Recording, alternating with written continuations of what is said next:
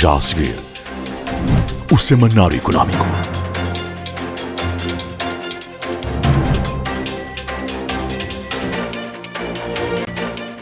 BNI, milhões de braços, uma só força.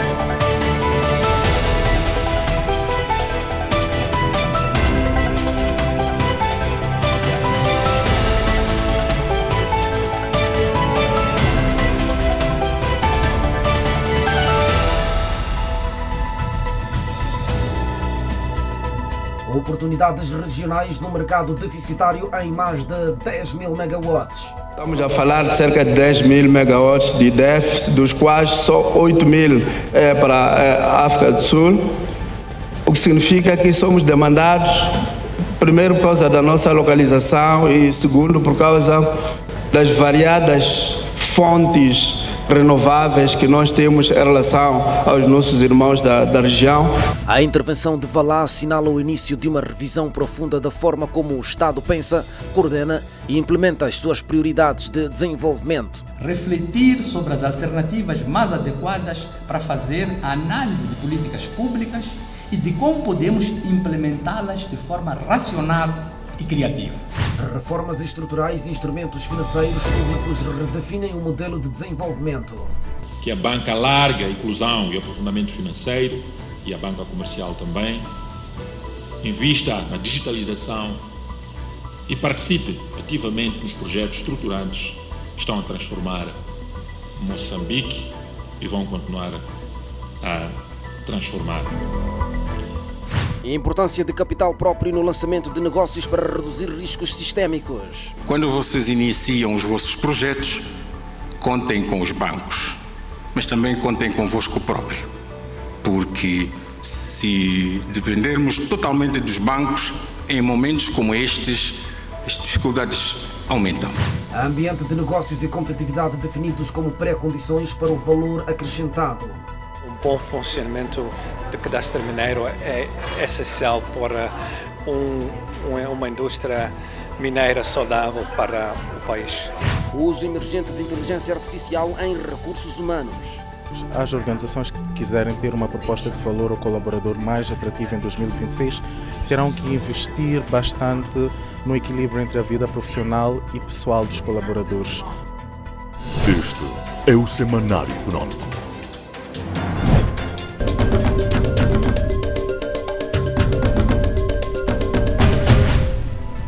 Boa noite, bem-vindos. A última semana foi marcada por efemérides importantes no espectro econômico e empresarial é o do Semanário país. Económico. A HCB celebrou 18 anos da sua reversão para o Estado moçambicano, envolto em um simbolismo que representa efetivamente a dimensão desse momento vivido há 18 anos. Significa que, efetivamente, de forma taxativa e pragmática, existe hoje uma HCB antes da reversão e uma HCB depois da reversão.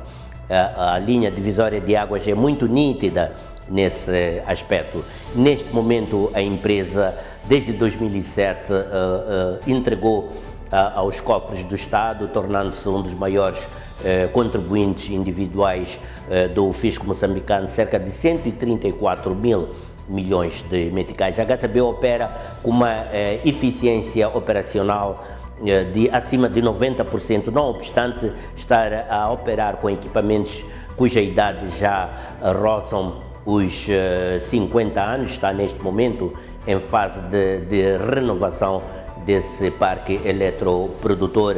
Para além disso, na dimensão do investimento social, a empresa tem se destacado no financiamento de diversas iniciativas socioeconômicas, desde os setores da educação, passando pela saúde, o desporto e até mesmo a cultura. A empresa projeta neste momento uma visão estratégica ambiciosa, chegar até aos 4 mil megawatts na sua capacidade produtiva até 2035. Nesta altura, a HCB destaca desafios climáticos, oportunidades regionais e um conjunto de projetos estruturantes que visam consolidar e posicionar Moçambique como um hub energético regional. Os 18 anos de gestão nacional representam um marco na história económica recente de Moçambique. Tomás Matola recordou que, desde a reversão em 2007, a HCB consolidou-se como uma das empresas públicas mais eficientes e rentáveis do país. Todas essas infraestruturas que compõem o parque eletroprodutor têm 50 anos de vida, mas elas ainda continuam intactas, a produzir mas com uma eficiência de mais de 90%. E isso tudo porque temos feito com muito rigor as manutenções programadas para garantir que o equipamento continue a performar mesmo com uma idade de 50 anos. Esta performance técnica, sublinhou o PCA, é resultado da disciplina de manutenção e da qualificação do capital humano moçambicano. As pessoas que têm garantido ao longo dos 50 anos, mas muito particularmente ao longo dos 18 anos, que operar com um nível de eficiência acima de 90%, são os trabalhadores da HCB. Desde 2007, a HCB entregou ao Estado, entre impostos, taxas e dividendos, cerca de 134 mil milhões de meticais, valor equivalente a 2,1 mil milhões de dólares, posicionando a empresa como sublinhando que a empresa se tornou uma das maiores contribuintes individuais da economia nacional. Ao longo dos 18 anos da gestão moçambicana, a HCB entregou ao Estado, entre impostos, taxas e dividendos, cerca de 134 mil milhões de meticais, correspondente a cerca de 2,1 bilhões de dólares. Portanto, isso só foi possível com a reversão. O impacto da empresa estende-se muito além da energia. A HCB tem investido em setores-chave como saúde, educação, abastecimento de água, desporto, artes e humanitarismo. Entre os projetos destacados, o PCA sublinhou obras como hospitais em Caorabassa, Zumbo, Moeda e Gaza, centros de saúde em Muriamo e Pafura, 3 mil carteiras escolares entregues em 2024, infraestruturas desportivas e apoio à seleção nacional, estradas críticas como a N301 e via Chetima-Maroeira. Entre as iniciativas emblemáticas, o PCA referiu o projeto do mar em Chetima, composto por produção de cereais, pecuária, avicultura, piscicultura, agroprocessamento, furo de água e um parque solar entre 10 a 12 megawatts. Para além disso, na sua política de responsabilidade social, a empresa tem estado a contribuir significativamente e de forma direta para afetar as populações, para melhorar as condições de vida das populações. A HCB concluiu a construção de 314 casas, substituiu todas as habitações com materiais obsoletos, criou serviços sociais completos e está a instituir uma cooperativa de crédito interna para permitir taxas mais baixas para o consumo e habitação. Começou em 2023, nos finais, o nível de armazenamento baixou significativamente, estamos agora a cerca de 25%, recuperamos desde o fecho de dezembro de 2024. Por causa disso, tivemos que reduzir a produção, infelizmente. O PCA foi claro quanto ao principal desafio atual, a baixa hidraulicidade. No início do ano, é cerca de 1/3, e isso condicionou as nossas receitas, que baixaram significativamente, e, consequentemente, os resultados de 2025, infelizmente, não vão ser os mesmos por causa desta calamidade. Ainda assim, as previsões são otimistas. Chuvas normais ou acima do normal podem restabelecer parte da capacidade de produção. Há uma procura regional urgente por energia, um déficit de 10 mil megawatts, dos quais 8 mil megawatts para a África do Sul. No entanto, Segundo previsões, há expectativas de que na presente época chuvosa ocorram chuvas normais para cima de normais, o que pode nos garantir alguma recuperação do nível de armazenamento e, quiçá, conseguirmos voltar a elevar a produção. Mas também temos oportunidades. Bom, a primeira grande oportunidade é o aumento da demanda de energia a nível nacional. Primeiro, para o projeto de eletrificação rural no âmbito do programa Energia para Todos até 2030. Então, somos chamados a fornecer mais energia EDM para o efeito, mas também a necessidade de industrializar o país. Não é possível industrializar sem energia. Mas também outra grande oportunidade é o grande déficit de energia na região. Estamos a falar de cerca de 10 mil megawatts de déficit, dos quais só 8 mil é para a África do Sul, o que significa que somos demandados, primeiro por causa da nossa localização e segundo por causa das variadas fontes renováveis que nós temos em relação aos nossos irmãos da região. Somos demandados a trabalhar para fazer face a esse déficit. Daí que precisamos de produzir mais energia, precisamos de aumentar a capacidade. A HCB está, por isso, a desenvolver 2 projetos estratégicos. Central Norte de Caora Bassa, 3 novos grupos geradores de 415 megawatts cada. Projeto solar fotovoltaico, em fase de estudos de viabilidade para diversificar a matriz. O PCA apresentou uma visão ambiciosa. Temos alguns projetos críticos. O primeiro é a Central Norte de Caora Bassa, que é para fazermos aproveitamento da outra margem, onde vamos montar uma planta com 3 grupos geradores de 415 megawatts cada, o que vai nos permitir adicionar uma capacidade de 1.245 megawatts lá na outra margem. Mas também temos outro projeto no âmbito também da diversificação da matriz energética, de 400 megawatts de energia fotovoltaica.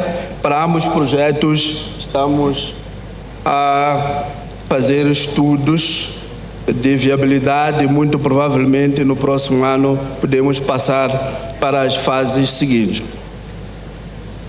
Excelência, temos consciência das dificuldades que o país atravessa, mas também acreditamos nas capacidades dos moçambicanos de resolver esses problemas. Do nosso lado, sabemos, reconhecemos o nosso papel neste objetivo do país de se tornar a hub energético na região. Daí que, para fazer face a estes desafios e a estas oportunidades todas e para apoiar o governo a alcançar esse objetivo, temos uma visão que é de, nos próximos 10 anos, atingir uma capacidade de 4 mil megawatts.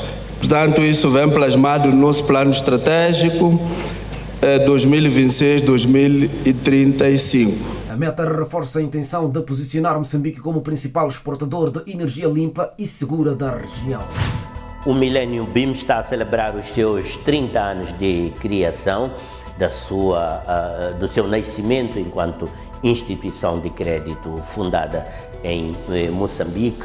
Mais do que uma celebração institucional ou da própria vida do banco, trata-se de um marco que assinala toda uma história de transformação do setor bancário moçambicano, processo no qual o banco liderou com particular assertividade e visão estratégica, fundada para introduzir novos padrões de gestão bancária, prudência regulatória e ainda novas formas de relacionamento com o cliente. Desde logo, o BIM assumiu-se como uma instituição bancária diferenciadora e com impactos significativos no processo de crescimento econômico de Moçambique, na inclusão financeira em particular, e também sendo um catalisador de novas formas de fazer a banca em Moçambique. O banco tornou-se ao longo destas 3 décadas num ator sistêmico, fundamental no que diz respeito à estabilidade do setor bancário e também na promoção do desenvolvimento socioeconômico de Moçambique. Durante a intervenção, o PCA do Milênio BIM, Moisés José, afirmou que a instituição mantém desde sua fundação uma relação de parceria com o Estado particularmente relevante em contextos de maior pressão económica. Somos parceiros nos momentos bons e nos momentos difíceis. Provavelmente estaremos neste momento difícil em que temos que estar juntos. E o Milênio BIM estará como há 30 anos atrás. Enquanto anfitriões, o nosso objetivo é simples: criar este espaço de encontro, fomentar o diálogo e reforçar pontes entre o setor público, o setor privado e os nossos parceiros de desenvolvimento.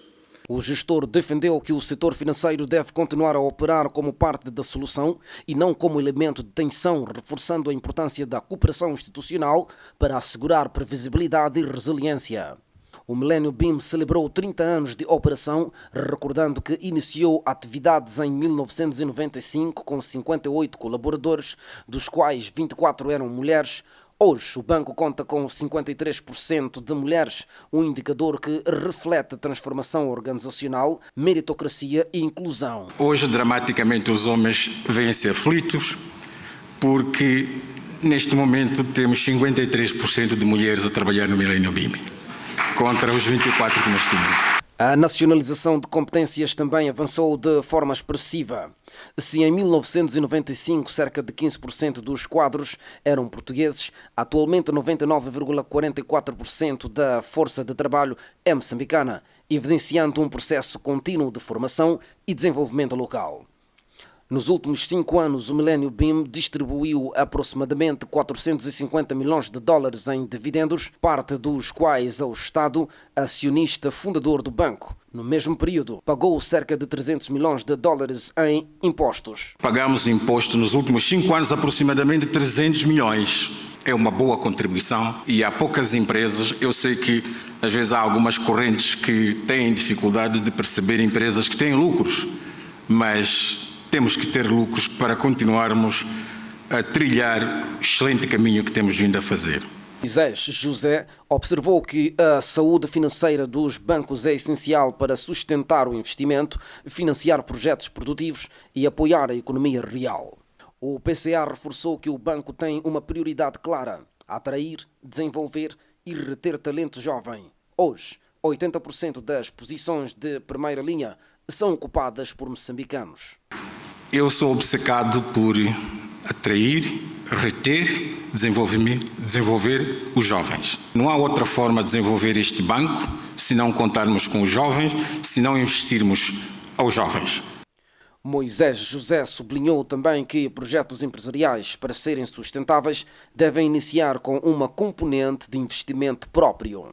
Quando vocês iniciam os vossos projetos, contem com os bancos, mas também contem convosco próprio, porque se dependermos totalmente dos bancos, em momentos como estes, as dificuldades aumentam. O PCA prestou homenagem às figuras que moldaram a história do banco, como é o caso do Mário Machungo, Lima Félix e Jardim Gonçalves, destacando que o Milênio BIM nasceu de uma parceria público-privada bem-sucedida que rompeu o afropessimismo e construiu uma referência no sistema financeiro nacional. Considero que esta foi uma parceria público-privado bem-sucedida, quebramos o afropessimismo e hoje somos um banco que somos.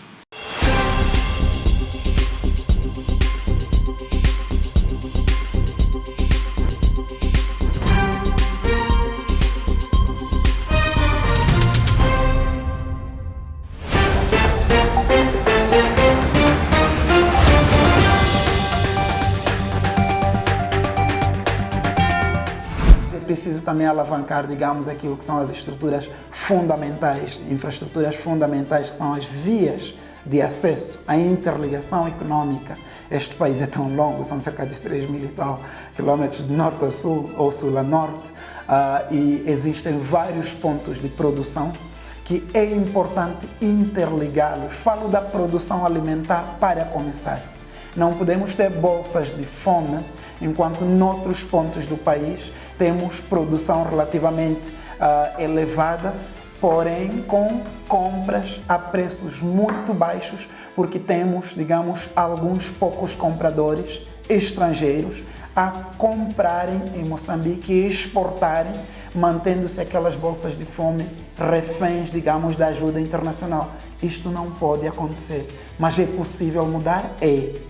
Um investimento em infraestruturas de ligação econômica é fundamental para começar, mas é também fundamental, digamos, o processo da industrialização nacional, quer desde, digamos, as moageiras, fábricas de processamento daquilo que já se produz ao nível nacional, quer também, sobretudo, tenho vindo a enfatizar a indústria que permite a produção de instrumentos de produção para poder dinamizar o resto da produção. Obviamente, há necessidade de uma combinação de políticas, a partir das quais poderá necessariamente, a médio e longo prazo, criarem-se dinâmicas completamente diferentes e que poderão resolver o problema do emprego e empregabilidade, reduzindo a questão da pobreza em altos níveis e tirar Moçambique desta situação de penúria que tem vivido nos últimos anos, o que implica também uma certa reflexão no nosso modelo educacional, isto é, ensino geral, passagens automáticas, entre outras,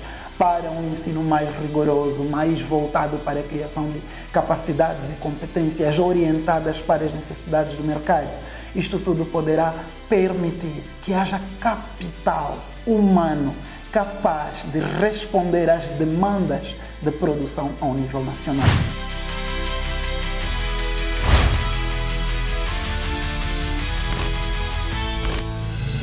Você está com o Semanário Econômico.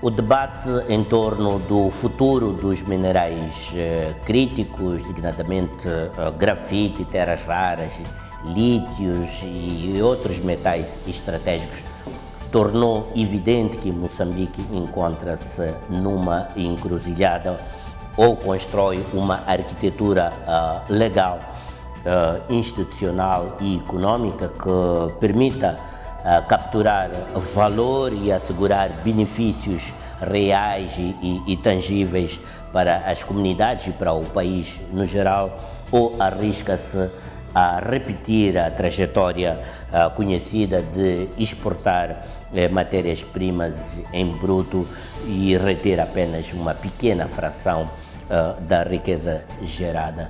Moçambique deve, dizem os especialistas, evitar o esgotamento dos seus recursos minerais sem que estes tenham sido objeto de transformação econômica e duradoura localmente. Os especialistas do setor mineiro nacional alertam que qualquer nova lei dos minerais críticos deve começar por um princípio estruturante. As comunidades afetadas têm de ser as primeiras beneficiárias da exploração. A Oxfam realizou escutações comunitárias nas províncias minerais e concluiu que persistem problemas históricos de descompensação social, falta de transparência e fraca redistribuição de benefícios. Os beneficiários primários, ou que devem ser os beneficiários primários no todo o processo de exploração das riquezas e recursos disponíveis a nível do país, deve ser a população, principalmente as comunidades mais vulneráveis, as comunidades locais. É de conhecimento que as grandes companhias não vêm para Moçambique porque Moçambique tem praias bonitas ou porque Moçambique tem uma paisagem bonita. O interesse é para vir extrair recursos e, em função disso, ganhar dinheiro. A visão apresentada sublinha um ponto crítico. A exploração mineral é finita. Se a próxima década não for usada para corrigir assimetrias históricas, o país ficará sem recursos antes de ter alcançado benefícios estruturais. Os especialistas sublinham que capturar valor ao longo da cadeia produtiva exige uma abordagem mais ampla do que o simples conteúdo local.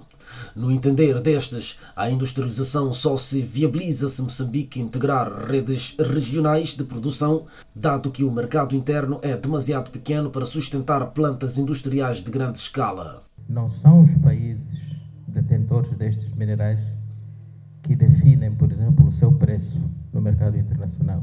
E sem terras raras, tecnologia de ponta não funciona.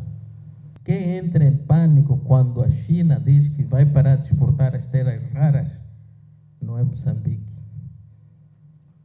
São os Estados Unidos, é o Reino Unido, é a Alemanha, são os países desenvolvidos, porque têm essa indústria. Jordan insistiu que nenhuma industrialização é sustentável sem investimento em qualificações avançadas.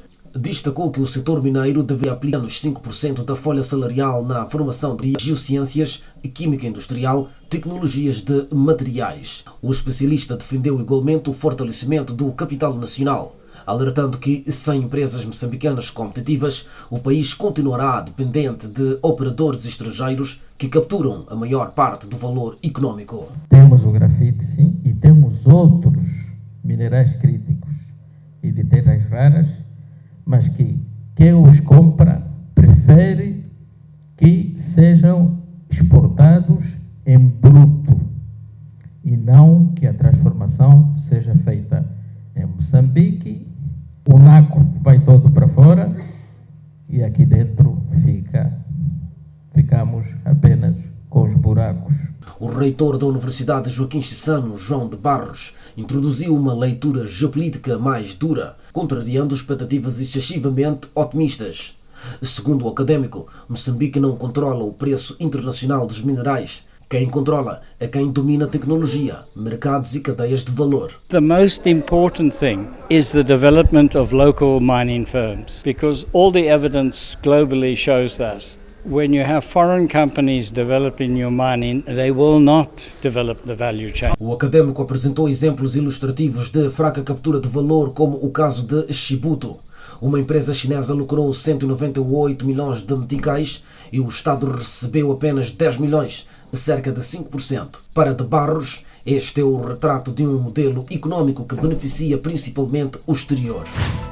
O debate nacional sobre os minerais críticos veio confirmar uma tensão estrutural entre o potencial econômico do país e também a realidade histórica caracterizada por fraca captura de valor. Especialistas que tivemos a oportunidade de ouvir afirmaram e alertaram fundamentalmente que sem uma reforma legal robusta, industrialização efetiva e também governação inclusiva, Moçambique continuará preso a um ciclo de exportar riqueza e reter pobreza. O potencial mineral de Moçambique, no que concerne aos minerais críticos, especialmente o grafite, lítio, terras raras, nióbio, coloca o nosso país entre os atores estratégicos da transição energética global. Porém, existe uma distância significativa entre a vantagem geológica e o valor econômico criado por esse mesmo potencial ou esses recursos minerais críticos disponíveis no nosso país. A análise recente do setor vem revelar que os principais obstáculos à realização desse potencial, designadamente a industrialização do país com base nos seus próprios recursos minerais, não são apenas legais ou não são mesmo de natureza legais, mas sim relacionados à industrialização, falta de competitividade, instabilidade e ausência de mercado a configurar entre as principais limitações que travam a capacidade nacional de transformar o seu potencial, ou seja, os seus recursos minerais, no caso críticos, em valor acrescentado para a economia, a comunidade e o país no seu todo. No atual contexto global, marcado pela aceleração da transição energética, os minerais críticos assumem importância económica e geopolítica sem precedentes. Moçambique possui recursos que o colocam na rota das cadeias de valor de baterias, energias renováveis e tecnologias avançadas. A questão decisiva é saber se o país conseguirá converter essa vantagem mineral em industrialização, emprego qualificado e receitas diversificadas. O debate recente deixa claro que essa transformação está longe de se materializar. Embora exista consenso sobre a relevância estratégica dos minerais críticos, persiste uma lacuna significativa entre o potencial e os resultados. A análise conduzida por especialistas do setor revela que o desafio não reside na ausência de legislação. A Lei de Minas e o respectivo regulamento já permitem reservar até 10% da produção para a indústria nacional, um instrumento que, porém, nunca foi utilizado porque, segundo os agentes econômicos do setor, não existem condições de mercado e competitividade. Temos que criar este ambiente de negócio para as empresas querer vir para Moçambique e para empresários moçambicanos de querer investir e começar fábricas, em vez de obrigar. Porque toma em conta a inexistência de um mercado interno para produtos de alta tecnologia, aliada à dificuldade de competir nos mercados internacionais, bloqueia a viabilidade do processamento local. A empresa no território nacional pode ir ao Ministério e dizer: eu estou a precisar estes minerais para o meu produto. O Ministério depois vai obrigar a empresa, o operador mineiro, para fornecer ao preço de mercado a indústria nacional. E, na prática, ninguém levantou a mão para comprar esses minerais. O setor privado alerta que nenhum plano de industrialização será viável sem uma base sólida de estabilidade regulatória, previsibilidade e segurança. Então, o mercado está na Europa, está nos Estados Unidos. Então, para entrar nesses mercados, não é tão fácil. Temos que ser competitivos. E só podemos ser competitivos se temos um ambiente de negócio favorável.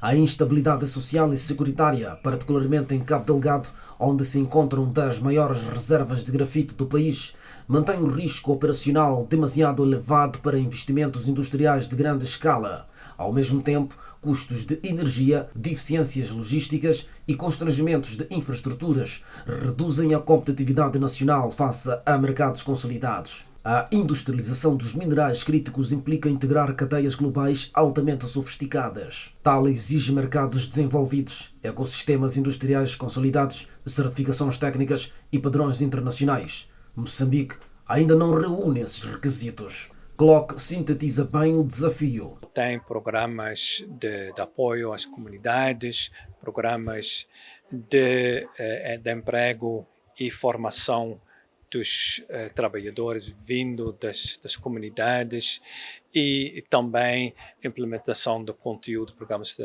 conteúdo local para comprar o mais perto das minas possível para criar oportunidades de emprego. Sem mercado interno e sem capacidade de competir externamente, a transformação industrial não avança. O setor mineiro destaca progressos na integração das comunidades próximas às operações, com programas de formação, emprego local e dinamização das compras comunitárias.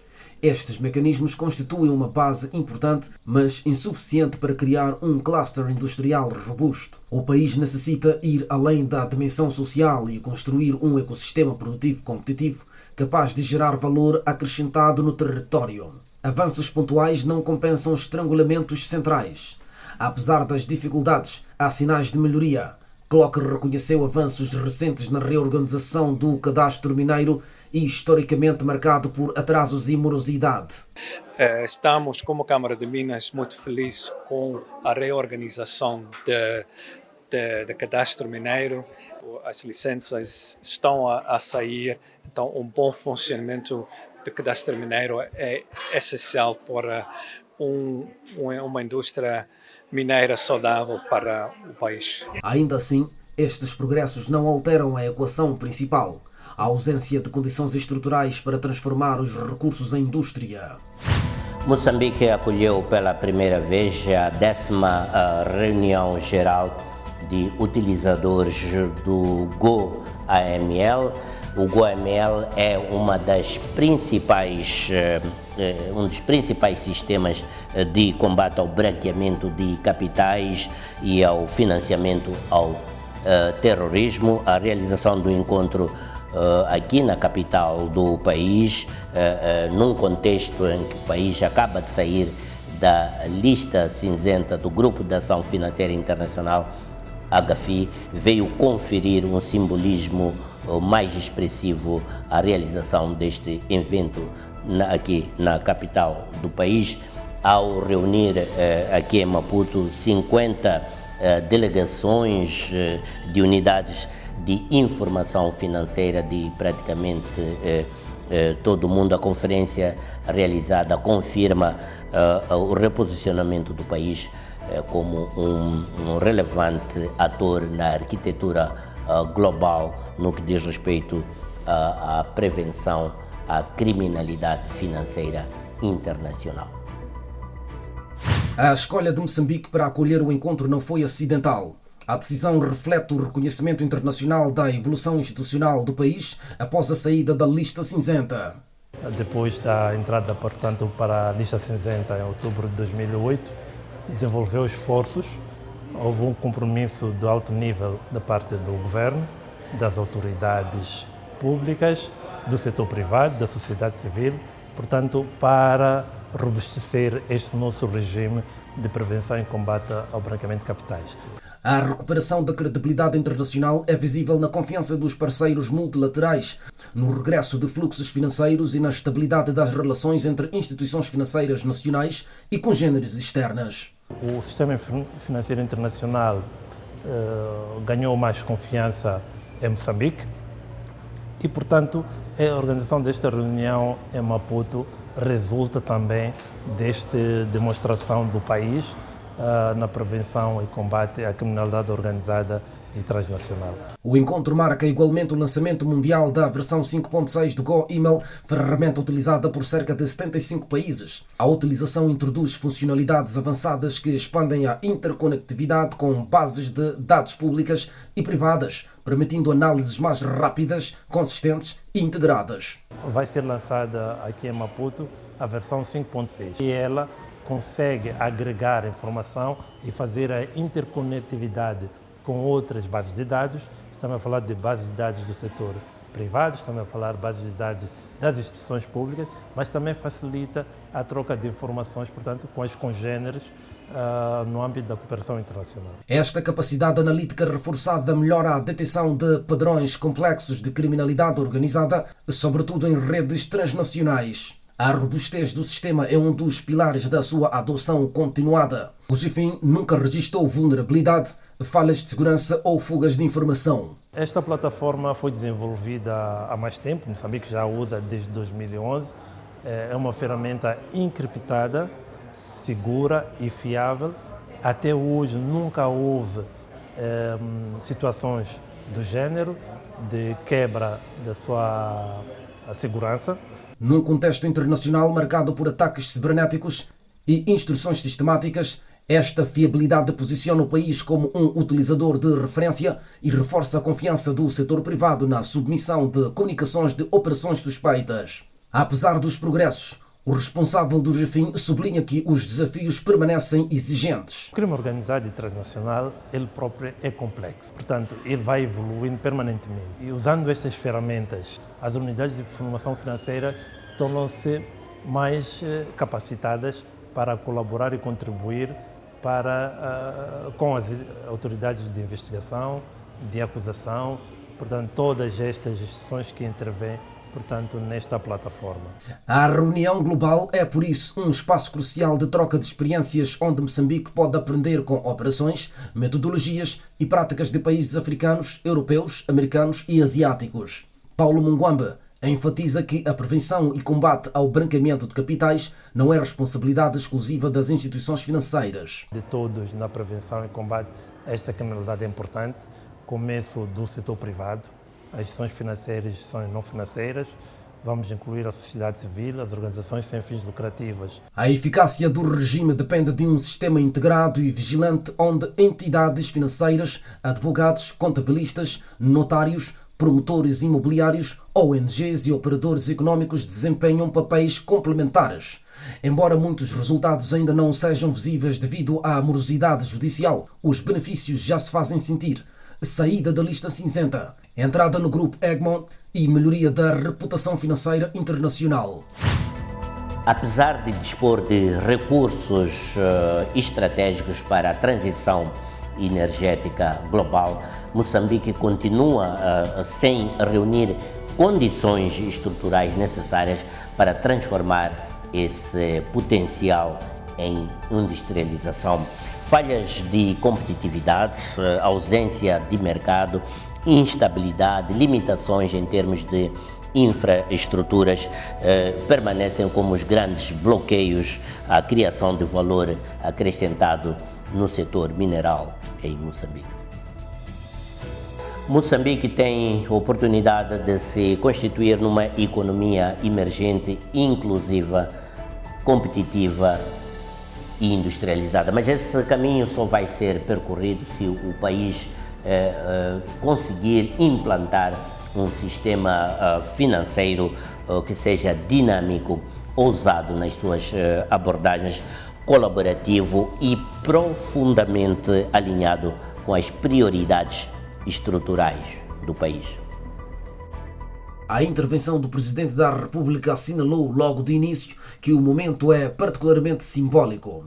Os 30 anos do Milénio PIM coincidem com os 50 anos da independência nacional, marcos que ligam a história económica à afirmação política e institucional do país. Um pilar cardinal da nossa banca, líder na inovação e na cristalização da confiança e maturidade do nosso sistema financeiro em Moçambique. Chapo sublinhou que o banco foi ao longo de 3 décadas. A geopolítica é hoje uma variável econômica essencial. As decisões sobre energia, tecnologia, investimento ou comércio são geoestratégicas. O chefe de Estado situou Moçambique num contexto global marcado por tensões geopolíticas, volatilidade financeira, reconfiguração das cadeias de valor e aceleração da transição energética. Estamos a apostar na economia digital.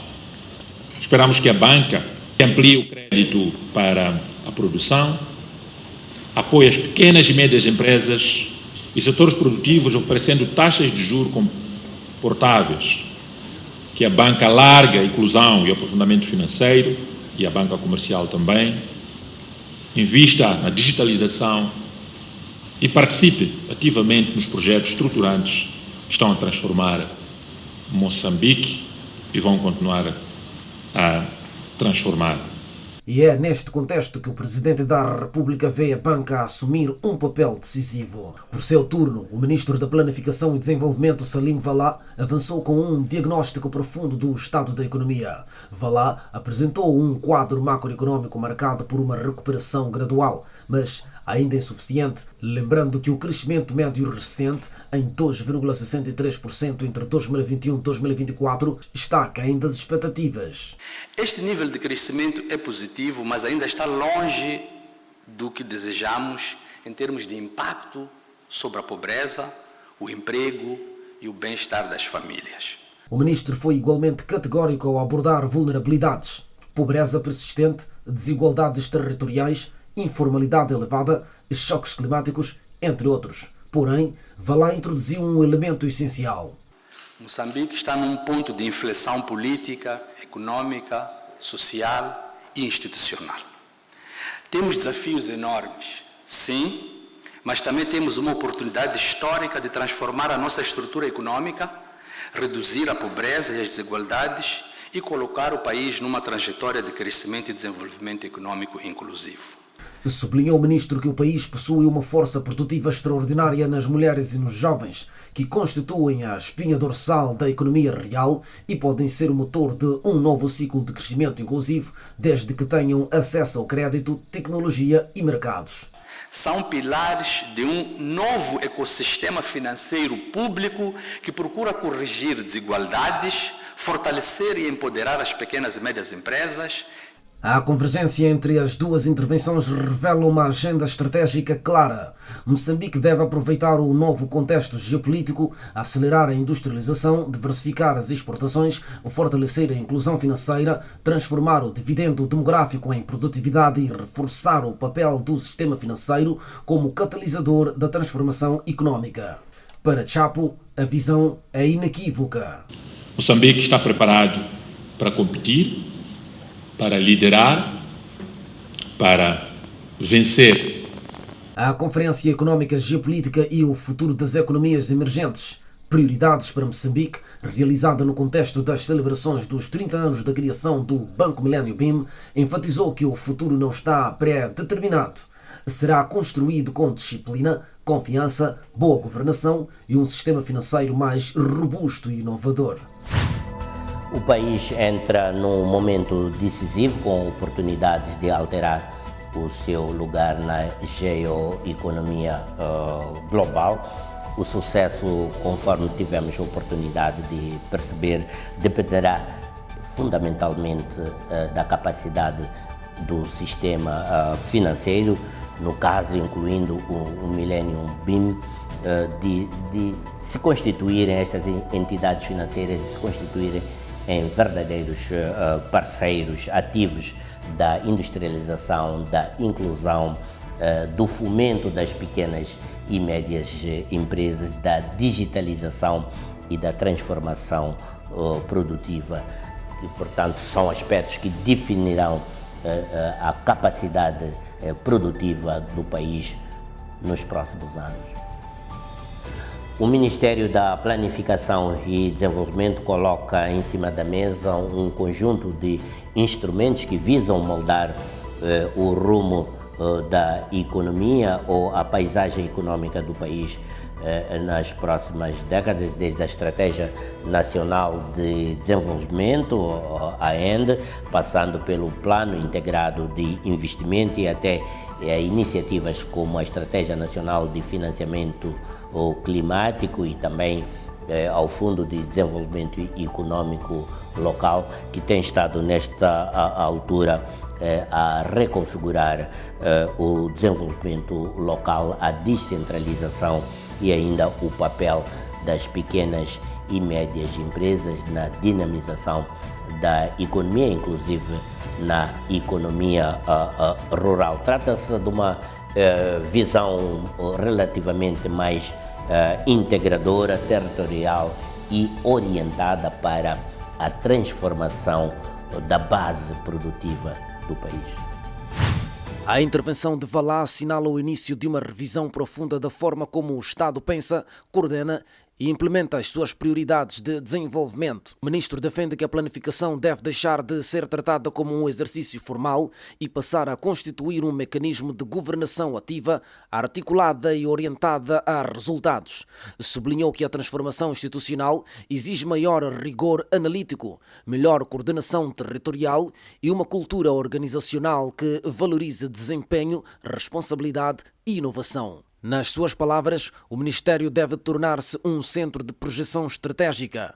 Valá afirmou que o objetivo é inovar continuamente, ser criativo na conceptualização e principalmente na implementação, sublinhando que o Ministério da Planificação e Desenvolvimento deve posicionar-se como o tanque de pensamento que está permanentemente atento às mudanças, que faça previsões com boa pontaria, reduzindo margem de erro, boa gestão de riscos e que possa projetar um futuro de prosperidade.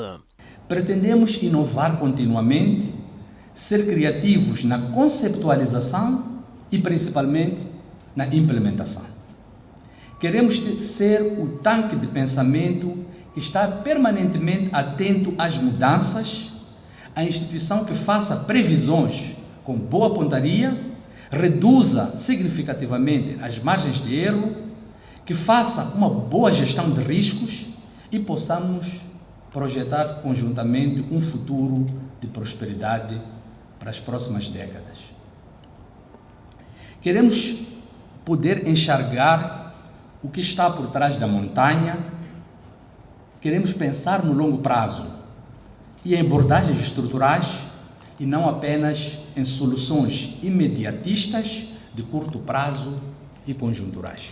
Este papel implica reforçar a capacidade institucional para pensar no longo prazo, evitando abordagens conjunturais e privilegiando modelos estruturais de transformação económica. Valá defendeu a necessidade de um exercício sistemático de introspecção institucional. Sublinhou que é essencial aferir a forma como planificamos e os seus resultados, reforçando a urgência de avaliar mecanismos de formulação de políticas, processos de monitoria e dispositivos de atração de investimentos para zonas rurais e urbanas. Para o ministro, o foco deve incidir-se não apenas nos instrumentos atualmente em uso, mas nos processos, nas metodologias, na articulação institucional, nas inovações a introduzir e no impacto real do nosso trabalho. A planificação deve ser capaz de produzir mudanças mensuráveis nas condições de vida nas famílias e na competitividade da economia.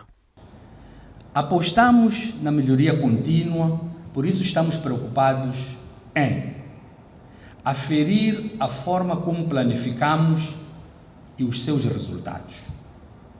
Avaliar os mecanismos de formulação e coordenação de políticas e estratégias de desenvolvimento. Discutir a eficácia do sistema de monitoria e avaliação da ação governativa. Identificar os dispositivos mais apropriados para atrair investimentos para as zonas rurais e para as zonas urbanas do nosso país. Refletir sobre as alternativas mais adequadas para fazer a análise de políticas públicas e de como podemos implementá-las de forma racional e criativa. Queremos e viemos pensar profundamente sobre como podemos fazer a entrega de resultados tangíveis ao país. Estamos aqui para refletir não apenas sobre os instrumentos em uso atualmente, mas também sobre os processos, as metodologias, a articulação institucional, as inovações a introduzir e sobre o impacto real do nosso trabalho em Moçambique. Entre os momentos mais marcantes da intervenção, Valá apelou a uma mudança real de mentalidade e de cultura institucional. Disse que este é o momento apropriado para alinhar visões, ajustar prioridades, corrigir rumos, institucionalizar novas metodologias e procedimentos, deixar de trabalhar em silos e passar a trabalhar como ecossistema único, acrescentando ser fundamental adotar uma cultura que permeie o mérito e privilegie colaboração e integração. Este enfoque coloca a coordenação governamental no centro de melhoria da execução pública, reduzindo duplicações, acelerando processos e reforçando o impacto das políticas. Este é o momento apropriado para alinhar visões, ajustar prioridades, corrigir rumos, institucionalizar novas metodologias e procedimentos, deixar de trabalhar em silos e passar a trabalhar como um ecossistema único, que é o MPD. Acelerar a inovação em todas as atribuições e competências do Ministério. Adotar uma cultura organizacional que permeia o mérito e que seja mais colaborativa, mais integrada, mais resiliente e orientada para resultados. O ponto mais estruturante da intervenção foi o diagnóstico do ciclo disfuncional que limita a eficácia das políticas públicas. Valá afirmou que Moçambique não pode dar-se ao luxo de manter o foco entre planificar, orçamentar e executar. Planificar com ambição, orçamentar com limitações e executar com dificuldades resultou durante anos em planos que ficam no papel e em intenções que não se materializam. Valá colocou a questão central: como fechar a cadeia? Propondo que a resposta passa por assegurar alinhamento rigoroso entre planificação, orçamento e resultados mensuráveis para a população. Não podemos dar-nos ao luxo de manter o fosso entre planificar, orçamentar e executar. Este é talvez o maior desafio que temos pela frente. Temos de quebrar o ciclo vicioso de planificar com ambição, orçamentar com limitações e executar com dificuldades. O resultado disso é que muitos planos ficam no papel e muitas intenções ficam no discurso.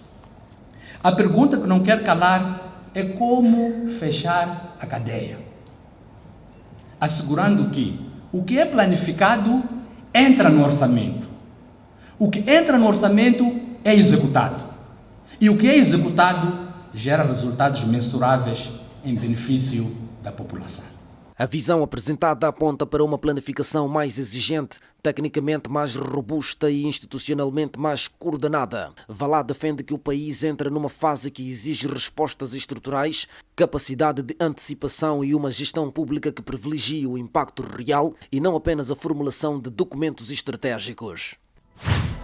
As novas linhas de orientação do Ministério da Planificação e Desenvolvimento mostram que Moçambique está a construir uma nova arquitetura e uma arquitetura coerente, diga-se, para enfrentar os desafios econômicos atuais e futuros. A combinação de uma visão de longo prazo com reformas econômicas está neste momento a redesenhar o modelo de desenvolvimento que o país almeja para ser uma economia mais inclusiva, competitiva e ainda sustentável. O peso destas temáticas no contexto de uma entidade que aglutina e pensa e planeia o desenvolvimento do país a médio e longo prazo ultrapassa o contexto institucional e impacta diretamente também no futuro econômico do país.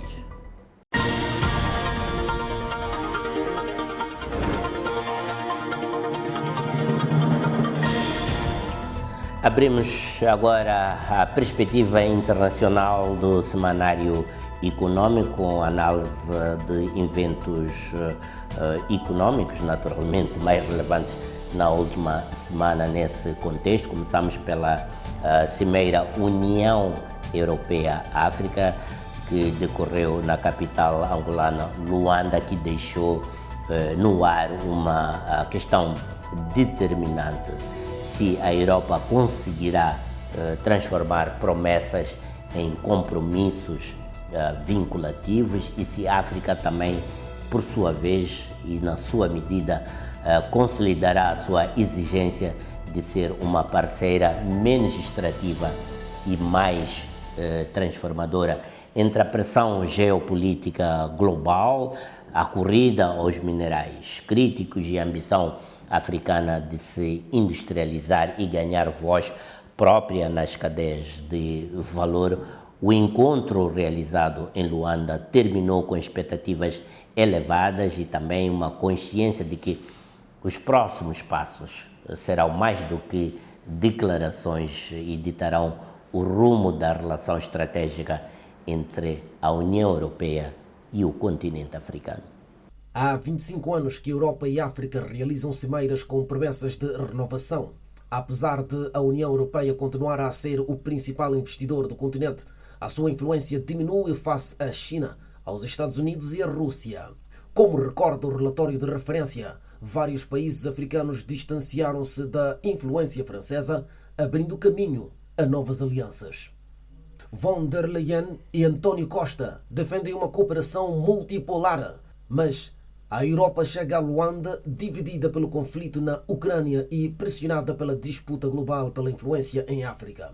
Reuniões paralelas sobre a Ucrânia revelam a dificuldade europeia em manter foco estratégico consistente.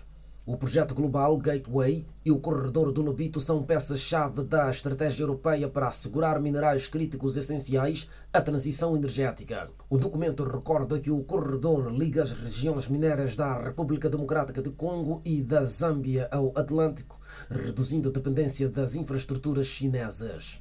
Os países africanos querem industrialização local e maior peso na governação económica global. Organizações da sociedade civil criticam o foco europeu em migração e segurança, pedindo uma parceria que valorize direitos humanos, desenvolvimento e soberania econômica.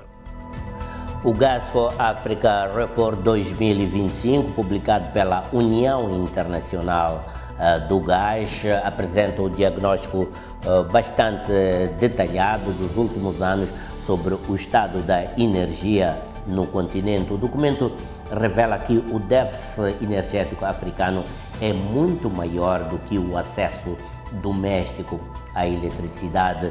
Os novos dados mostram que o continente carece de energia para produzir, armazenar, transportar e competir. O relatório confirma que cerca de metade da população africana permanece sem ligação à rede elétrica. A análise demonstra que, para além das famílias, a falta de energia afeta escolas, hospitais, indústria agrícola e cadeias de abastecimento. O mapa apresentado no relatório mostra um continente com densidades energéticas muito inferiores às necessárias para sustentar economias modernas. Segundo o relatório, a África registra um dos níveis mais baixos de consumo per capita. A média continental situa-se muito abaixo de outras regiões emergentes e não acompanha o crescimento populacional nem as necessidades industriais. O documento realça que o déficit energético é um travão direto ao crescimento econômico. O relatório apresenta dados que confirmam o paradoxo energético africano. O continente é rico em gás natural, com reservas significativas localizadas na Nigéria, Moçambique, Egito, Tanzânia e Mauritânia. No entanto, grande parte deste recurso é exportado, sem gerar valor interno.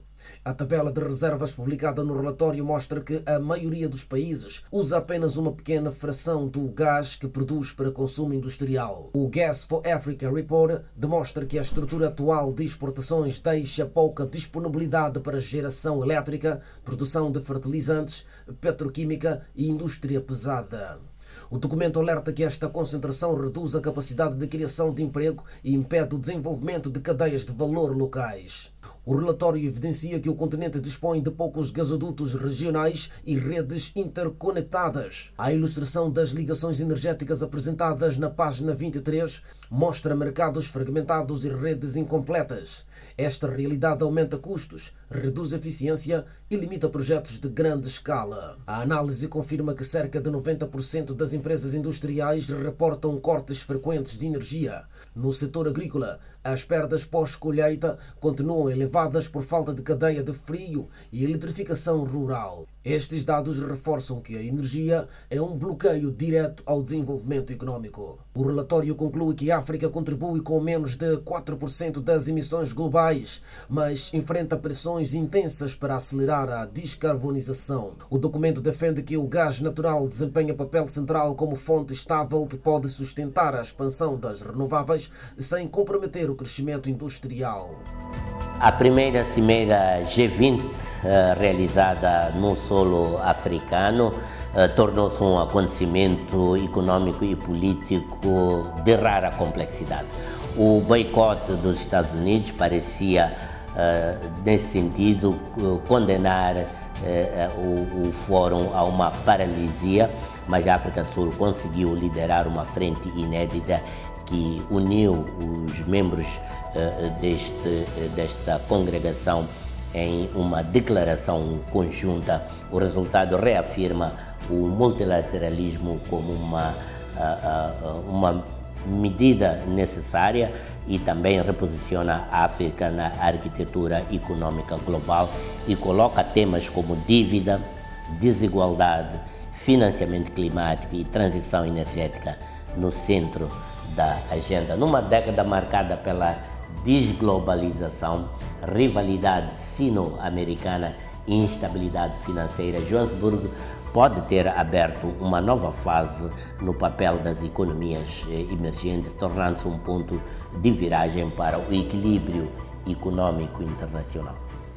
A escolha de Joanesburgo como palco da cimeira não é apenas simbólica, representa uma inversão de paradigma. A África deixa de ser tratada como espaço de intervenção e passa a posicionar-se como espaço de decisão. O continente acolhe o G20 numa conjuntura crítica para a economia global, marcada por níveis de endividamento sem precedentes, inflação persistente em várias economias avançadas, desaceleração chinesa, fragmentação das cadeias de valor, volatilidade dos mercados energéticos, disputa estratégica por minerais críticos e uma crise crescente de legitimidade das instituições multilaterais. O G20 tem sido particularmente afetado por este conjunto de tensões. O Fórum vive há anos sob o peso de divisões geoestratégicas profundas, da guerra comercial entre Washington e Pequim, do impacto financeiro de guerra na Ucrânia e do afastamento progressivo entre economias avançadas e emergentes. A presidência sul-africana entrou diretamente neste terreno minado e acabou por transformá-lo numa afirmação de poder político e econômico. O boicote dos Estados Unidos colocou a cimeira sob risco real de fracasso e ameaçava paralisar as negociações. A ausência da principal economia mundial levantava dúvidas sobre a credibilidade do fórum e comprometia temas centrais como a reestruturação da dívida dos emergentes, o financiamento climático, as reformas das instituições financeiras internacionais, o acesso a SDRs adicionais e a coordenação macroeconómica no ambiente global instável. A administração norte-americana acusou Pretória de instrumentalizar a presidência e tentou deslegitimar politicamente o encontro, segundo o documento fornecido. Mas, apesar do gesto norte-americano, o processo político e econômico não foi interrompido. Pelo contrário, desencadeou uma resposta coletiva que redefiniu o rumo da reunião. A África do Sul conseguiu o que muitos consideravam impossível: unir os membros do G20, com exceção dos Estados Unidos e da Argentina, em torno de uma declaração conjunta. Esta vitória é descrita no documento como uma verdadeira afirmação do multilateralismo, no momento em que a sua sobrevivência parecia incerta. A reação norte-americana foi imediata e hostil, acusando Pretória de ter violado princípios fundadores do G20. No entanto, Ramaphosa manteve a dignidade e o protocolo institucional da presidência sul-africana, recusando o pedido dos Estados Unidos da América para entregar a presidência a um diplomata de escalão inferior e insistindo numa cerimónia entre representantes equivalentes. Este gesto foi interpretado como símbolo de uma nova assertividade africana nas relações económicas globais. A declaração final tornou-se o documento mais politicamente significativo do G20 desde a crise financeira de 2008. O texto foi cuidadosamente elaborado para garantir a unidade dos membros presentes, mas sem ceder à narrativa norte-americana. Para além do seu simbolismo político, o conteúdo econômico é particularmente relevante. A cimeira introduziu um painel global dedicado à desigualdade, considerado pela Oxfam como a primeira vez em que a emergência de desigualdade é tratada de forma explícita ao mais alto nível político internacional. A declaração reforçou também o compromisso com o financiamento climático para países vulneráveis, com metas de expansão de energias renováveis e com o aprofundamento dos instrumentos de respostas à crise da dívida, uma área crítica para a África, incluindo Moçambique. Outro ponto estrutural foi o reconhecimento da necessidade de reformar a arquitetura financeira internacional, alinhando o debate com pressões já manifestadas pelo FMI, Banco Mundial e vários governos africanos e asiáticos. A decisão de avançar com a declaração sem os Estados Unidos criou um precedente que desafia formalmente a regra não escrita da unanimidade no G20. Washington considera esse ato como uma violação do espírito do Fórum, mas para muitos analistas, este episódio indica que o multilateralismo entrou numa fase de adaptação à nova realidade multipolar, onde nenhum país pode deter um veto informal sobre decisões coletivas. O movimento também revela uma transição mais ampla, a redistribuição do poder econômico em favor do sul global, o fortalecimento das alianças africanas e asiáticas e o enfraquecimento progressivo da capacidade norte-americana de definir unilateralmente a agenda económica internacional. A cimeira deixa um conjunto de sinais relevantes para a leitura económica internacional.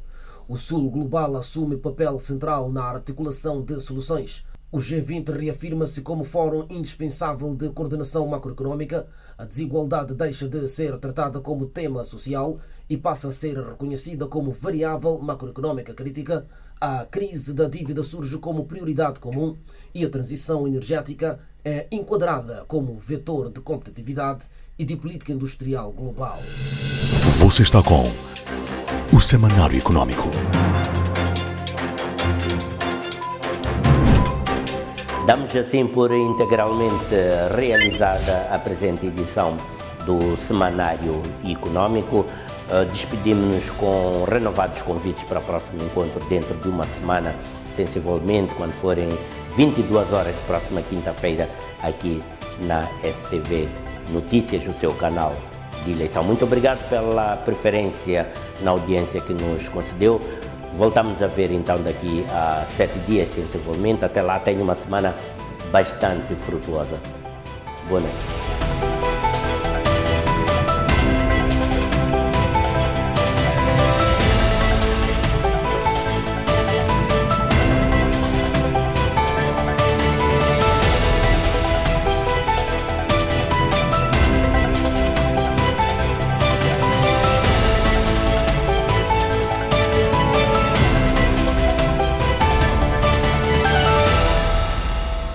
Passa 50 anos. O orgulho de Moçambique.